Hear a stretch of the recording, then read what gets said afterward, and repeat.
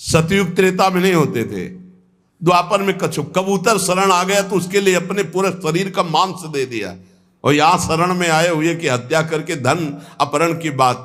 बोले कलयुग में ऐसे बहुत होंगे, बहुत सावधानी की। तो ऐसा ही था वो नवाब दुष्ट स्वभाव का। अब उसके यहां भेजा रसिक मुरारी जी को कि आप जाओ दुष्ट के पास। रसिक मुरारी जी जे भी चले तो उनके जो शिष्य जन थे उनको बड़ा भय हुआ। रसिक मुरारी जी के शिष्य जो थे वो नवाब के ही सेवा में कुछ पदरत थे, मुनीम जिसे कहते हैं, मुंशी मुनीम आदि पदों पे। उन्होंने देखा कि गुरुजी जा रहे हैं तो भारी अपमान कर देगा गुरुजी का, हो सकता है जान पर भी बात आ जाए, मरवा डाले। अधिक प्रीति मन भाव संदेहा, जब अधिक प्रेम होता है तो फिर महिमा भूल जाई जाती है, लगता है इनकी रक्षा हो। बहुत प्रेम में बहुत एक अद्भुत महिमा होती है कि वो ज्ञान का अपहरण कर देता है। ईश्वरीय महिमा का याद नहीं, अगर ईश्वरीय महिमा रहेगी तो प्रेम में बाधा पड़ जाएगी। प्रेम में सिर्फ हमारे प्रीतम हमारे गुरुदेव, इनकी रक्षा होनी चाहिए। रसिक मुरारी जी ने उन लोगों से कहा तुम डरो मत। तो उन्होंने कहा कि सब कुछ बिगड़ जाएगा प्रभु, मैं जानता हूं वो भारी दुष्ट है, और आप अगर वहां गए तो ऐसा कुछ करेगा जो हम सह नहीं सकते। उन्होंने कहा संतों की चरण सेवा की है, गुरुदेव की सेवा में जा रहे हैं, वैसे तो अमंगल होगा नहीं, अगर हमारे प्राण भी निकल जाए तो मंगल ही होगा। मुझे अपने गुरु की सेवा में कदम पीछे नहीं हटाना।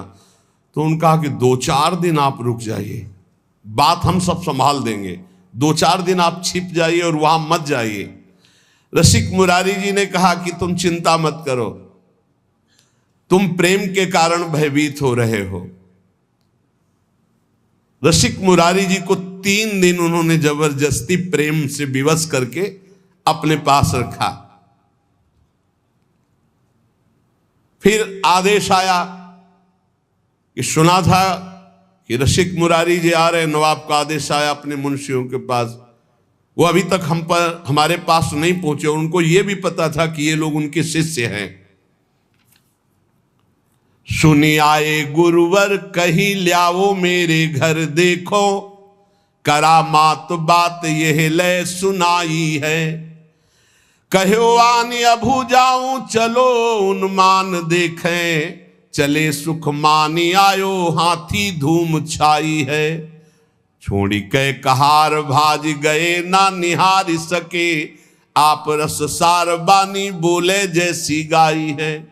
बोलो हरे कृष्ण कृष्ण छाणो गज तम तन, शनि गयो हिये भाव देह सो नवाई है। जब नवाब ने ये सुना कि 3 दिन तक हमारे भय से इन मुनीमों ने उनकी रक्षा की है रसिक मुरारी की, तो उन्होंने बुलाया उनको और कहा तुम्हारे गुरुवर आए हैं हमसे बात करने के लिए, और अभी तक पहुंचे नहीं, यहां तुमने रोक लिया 3 दिन तक, हमारे पास सब गुप्तचर के द्वारा खबर है। जाओ अपने गुरु को लिवा खिलाओ, मैं देखता हूं कितना करामाती है वो।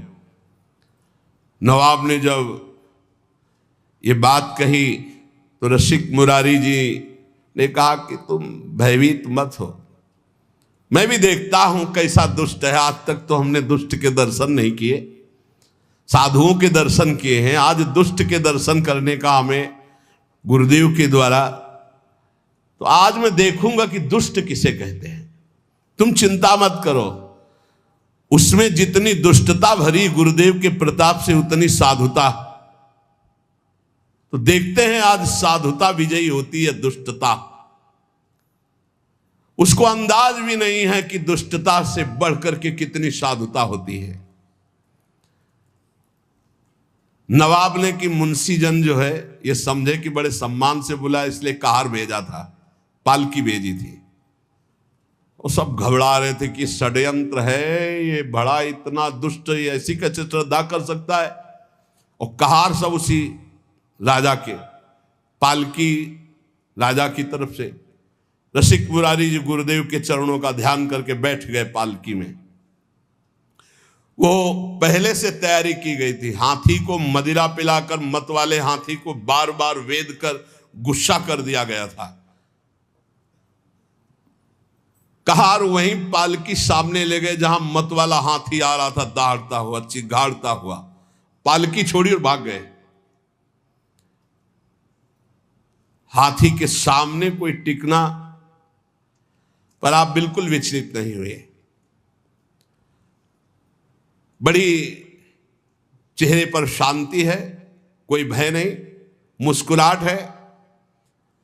हाथी मतवाला चिघाड़ता हुआ आ रहा है, महावत बार बार अंकुश कर रहा है। नजदीक गए, ऐसे हाथ फेर दिया, कृष्ण कृष्ण कृष्ण बोलो, कृष्ण कृष्ण बोलो। और देखो तुम भगवान के अंश हो, तमोगुण स्वभाव धारण करके तुम हाथी योनि में हो। तुम्हारा हाथी स्वरूप नहीं, तुम तो भगवद अंश हो। ये क्रोध करना तुम्हें उचित नहीं है। ये तामसिक स्वभाव छोड़ो और कृष्ण बोलो, कृष्ण बोलो, कृष्ण बोलो। घुटने टेक दिए हाथी ने, मस्तक रख दिया रसिक मुरारी जी। और वो अपने महल की छज्जे से देख रहा था राजा बादशाह। देखते हैं ये मत वाला हाथी कैसे मारता है। ये जो आ रहे हैं इनके गुरु, देखते हैं इनमें क्या चमत्कार, क्या सामर्थ्य। आज हाथी के पैरों तले कुचलाकर इनको मार डालेंगे। रसिक मुरारी जी ने कहा कृष्ण कृष्ण कहो, कृष्ण कृष्ण कहो। घुटने टेक दिए हाथी ने, मस्तक रख दिया ये है, और धीरे शब्दों में कहा तुम हाथी नहीं हो, तुम भगवान के अंश हो, भगवान के दास हो। तुम्हें तमोगुणी स्वभाव उचित नहीं है, तुम अपने स्वरूप में आओ। हाथी को उपदेश दिया तो हाथी घुटले टेक दिया। और केवल घुटले ही नहीं, बहे द्रग नीर देख होए गयो अधीर आप, कृपा करी धीर कियो दियो भक्ति भाव है। कान में सुनायो नाम, नाम दे गोपाल दास, माला पहिराई गरे प्रगट्यो प्रभाव है। दुष्ट सिर मोर भूप लखी हुई ठोर आयो, पाए लपटायो भयो हिये अति चाव है। निपट अधीन गांव केतिक नवीन दिए, लिए कर जोरी मेरो फल्यो भाग दाव है। रसिक मुरारी जी के चरणों में सर रख दिया उस मत वाले हाथी ने, और अशुभ प्रवाह करने लगा। अत्यंत प्रेम से ऐसे दुलार कर रहे रसिक मुरारी, और चरणों में ऐसे मस्तक रखे अशुभ प्रवाह कर रहा है। तब आपने भक्ति का उसके हृदय में दान किया। और संतों के पास तुलसी की माला रहती है, तत्काल बड़ी माला जो 108 वाली गले में ऐसे बांध दी, मानो शिष्य बना दिया। कान में भगवान नाम दिया, गले में माला बांध दी, और कहा सुनो तुम्हारा नाम गोपाल दास है आज से। मतवाले हाथी को चेला बना लिया। अरे जब मतवाले मन को चेला बना लेते संत जल, तो हाथी क्या है? सबसे बड़ा मतवाला हाथी मन है, किसी की कोई भी अंकुश बात नहीं मानता। गले में तुलसी की माला पहना दी, कान में कृष्ण नाम सुनाया और कहा तुम्हारा नाम गोपाल दास है। और वो ये सारा का सारा दृश्य राजा देख रहा था। उसे देख करके अब रहा नहीं गया कि ये कोई चमत्कारिक महात्मा है, और कोई जादू तमाशा चमत्कार नहीं था, तो भगवान नाम का बल है। नवाब अब रहा नहीं गया, दौड़ता हुआ आया और श्री चरणों में गिर पड़ा, लिपट गया और कहा मुझे क्षमा कीजिए, मैं संतों का प्रभाव नहीं जानता था, मुझे क्षमा कीजिए। ये संतों के प्रभाव से दुष्टों का भी परिवर्तन हो जाता है। जितनी जमीन जब्त की थी वो तो वापस कर ही रहा हूं, कई गांव की और जो जमीनें हैं राजकीय विभाग के द्वारा अपहरण की, वो भी मैं दे रहा हूं। वो जमीन दी और कई गांव की और जमीन दी, और हाथ जोड़कर बोला कि मेरे बड़े भाग्य उदय हुए, मेरा पुण्य का पाशा पड़ गया, क्योंकि आप जैसे महान संत के दर्शन हुए। गयो चरणों में लिपट करके, रो करके, भाव से युक्त। ये देखो परिवर्तन है। संत दरस जिम पातक टरे, सिद्ध संत भगवत मार्ग के शुद्ध भक्ति से युक्त हृदय वाले तो दर्शन मात्र से दुष्ट नवाब की बुद्धि बदल गई। यही संत का चमत्कार होता। लौंग इलायची निकाल देना, नारियल का फल निकाल देना, ये तो जादूगर बहुत अच्छी तरह से कर देते हैं। ऐसे भी जादू देखे, अपने हाथ से गला उतार के ऐसे रखे हो, गला मुस्कुरा रहा है और वो ऐसे खड़े।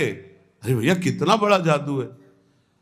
ऐसे ऐसे रुमाल करते, कबूतर उड़ गया, ऐसे करे तो पहले गुलाब का फूल, फिर आग जलने लगी। तो न जाने कितने ऐसे जादू तो जादूगर दिखा देते। संत का जादू क्या है? मलिन मन में भगवान की भक्ति जग जाना।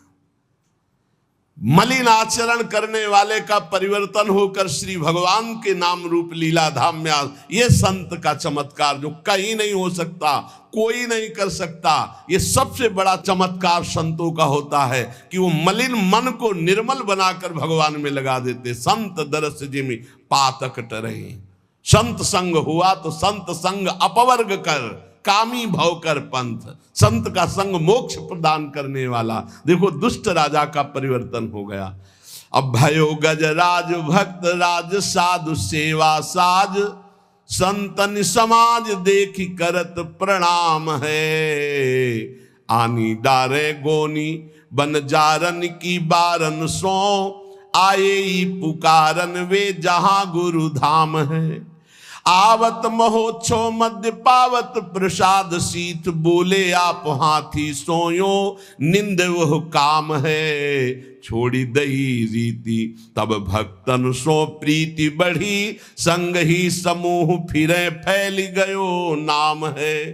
रसिक मुरारी जी ने कृपा करके गजराज का नाम गोपाल दास रखा, भक्त गोपाल दास। अब वो गजराज पीछे पीछे जैसे गाय के पीछे बछड़ा चलता है, ऐसे रसिक मुरारी के पीछे पीछे चल पड़ा। अब तो बड़ा आनंद, संत सेवा होती, प्रसाद जूठन मिलती गजराज गोपाल दास जी को, बड़ा भाव। संत समाज जो संतों को देखते थे ही आगे के पैर तोड़कर घुटने के बल होकर प्रणाम करते हैं। वैष्णव है, चेला है रसिक मुरारी जी के, गोपाल दास नाम। जहां किसी संत को देखते बस घुटने टेक देते और माथा रख देते। अब वो बंजारों के यहां बोरे के बोरे चावल दाल आदि लाद कर संतों की जमात में जो लाने होते, तो चलो गोपाल दास सेवा है, संत सेवा। तो बस जितना भी जो कुछ है वो सब लाद करके गोपाल दास के संत सेवा की सामग्री। कैसा जीवन बदल गया। संतों की जूठन पाते हैं और संतों की सेवा में। एक बार सभी बंजारे मिलकर गोपाल दास जी के गुरुदेव श्री रसिक मुरारी के स्थान पर आकर कहा, ये गोपाल दास जी हमारा माल छान जाते हैं। अब लाना एक बोरा है तो एक बोरा वही साफ कर दिया, उठाया और सब पा गए और एक बोरा लाद करके ले आए। तो बोले घाटा तो हमारा हो ही जाता है। गोपाल दास जी का नियम था कि कभी स्थान में कोई विशेष महोत्सव, भोज भंडारा हो, संतों की पंक्ति हो, तो जब सब संत भोजन पा के उठ जाते थे तब आप वहां जाते और चाटते थे संतों का शीत प्रसाद। कितना सौभाग्य हो भाग्य।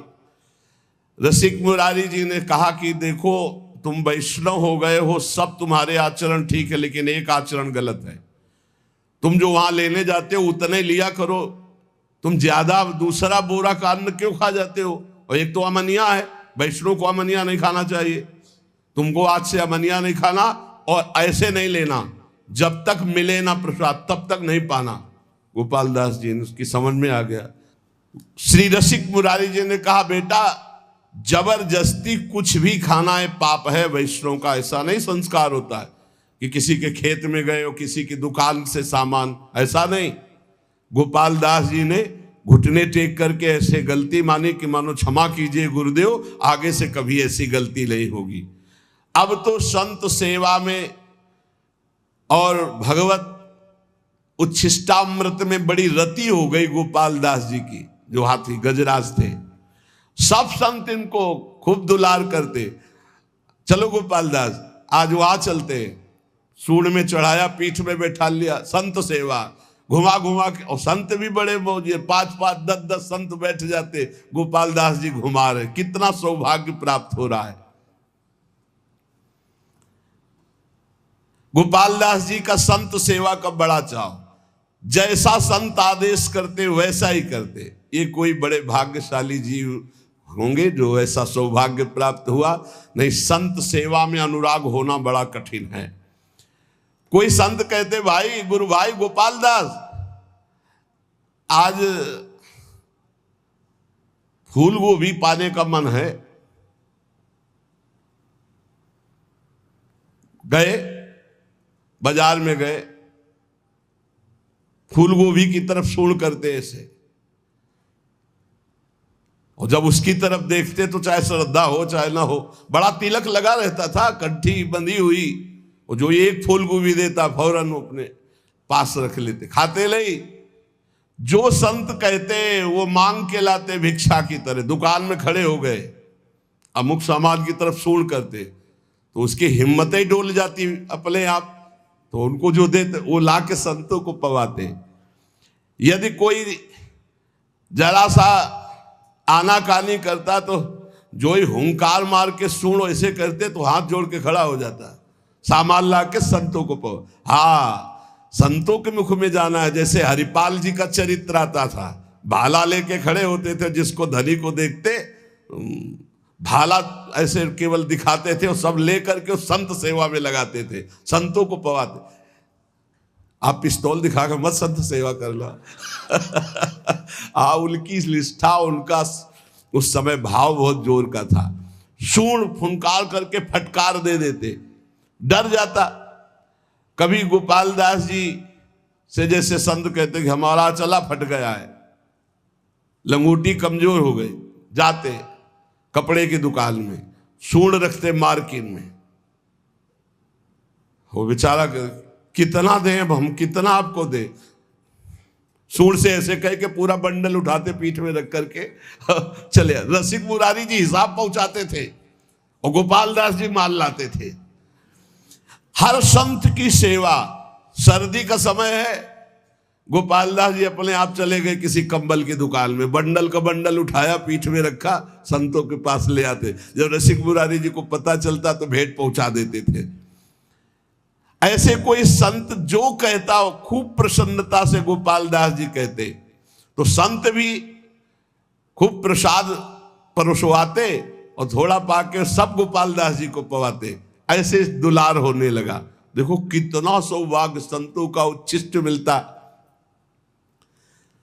संत सत 5-7 संग जित जात, तित लोग उठी धावे ल्यावे, सीधे बहु भीर है, चहु दिस परी हुई सुबा सुनि चाह भई, हाथ पे न आवत सो आने को धीर है। साधु एक गयो गहि लयो भेष दास तन, मन में प्रसाद नेम पीवे नहीं नीर है, बीते दिन 3-4 जल लय पीवावे धार, गंगा जू निहारी मदि तज्यो यो शरीर है।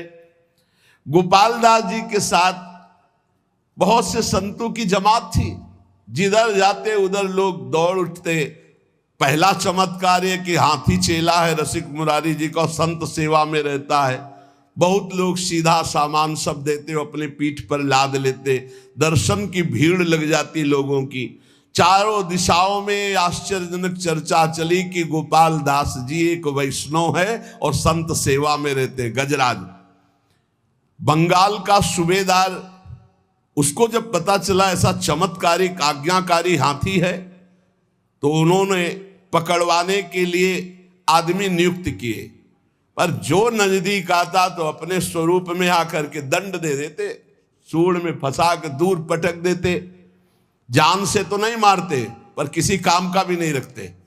गोपाल दास जी, हाँ तो जिन मोहि मारा तिन मैं मारे, ये सिद्धांत है। हनुमान जी से पूछा क्यों मारा तुमने? बोले प्रभु सबको देह प्राण प्रिय है, जिन मोहि मारा तिन मैं मारे। जिन्होंने मुझे मारा मैंने उनको मार दिया। इसमें हमारा कोई दोष थोड़ी है, सब कोई अपने प्राण रक्षा के लिए ऐसा करता है। वो कौन डिफेंस क्या कहते हैं? हाँ, उसमें कोई दोष थोड़ी है। फिर अंग्रेजी वाला शब्द सेल्फ डिफेंस। हाँ, तो सेल्फ डिफेंस में गोपाल दास जी जितने आते उनको। अब जो सैनिक आए थे वो वापस चले गए लद लुद के। बोले महाराज वो हाथी पकड़ में आने वाला नहीं है, भागवतिक शक्ति से संपन्न। बहुत स्वर्ण मुद्रा पुरस्कार में रखी गई कि ऐसा हाथी बंदी बनाकर हमारे पास लाया जाए। तब उनमें से एक के दिमाग में आया कि साधुओं को नहीं मारता है, आसपास टहलते रहते। तो एक दुष्ट साधु वेश में, साधु वेश में, वो केवल साधु वेश बनाया गोपाल दास जी को पकड़ने के लिए। दुष्ट था, छलिया कपटी पाखंडी। वो वेश साधु का बनाकर गोपाल दास जी के सामने आया। गोपाल दास जी ने घुटने टेक दिए। ये वेशधारी के सामने ये देखो कितना बड़ा प्रभाव। अब उसने गोपाल दास जी जब घुटने टेक दिए तत्काल उसने बंदी बनवा लिया। आदमी उनके था और गोपाल दास जी को ले गया। वहां जब ले गया तो जल और भोजन आदि अर्पित किया। एकदम नहीं खाया, क्योंकि संतों का जूठन, भगवान का प्रसाद पाने का गुरुजी ने नियम दिया है। कई दिन हो गए न अन्न लिया न जल लिया, क्योंकि प्रसादी नहीं है वहां। सूबेदार के कहने पर बिल्कुल ना अन्न न जल, कुछ भी जब नहीं खाया तो सलाह ली कि क्या है।